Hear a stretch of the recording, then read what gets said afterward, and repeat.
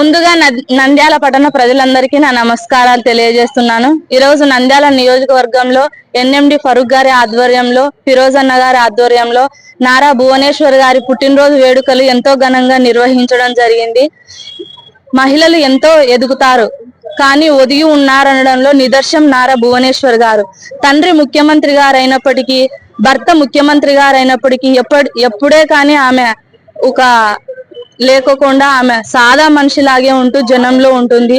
Heritage సంస్థను పెట్టి అదే విధంగా తలసేమియాతో బాధపడుతున్న ఎంతో మంది బీద కుటుంబాలలో వెలుగులు నింపింది మన నారా భువనేశ్వర్ గారు. దేశానికి రాష్ట్రానికి ఆదర్శ మహిళగా నిలిచారు నారా భువనేశ్వర్ గారు.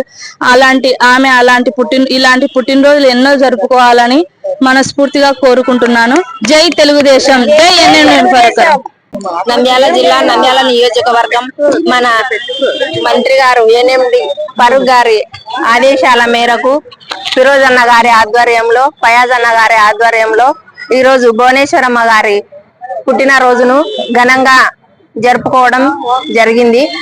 తెలుగు మహిళలందరూ కూడా ఇక్కడ చేరి భువనేశ్వరమ్మ గారికి బర్త్డే విషెస్ శుభాకాంక్షలు తెలియజేయడం జరిగింది.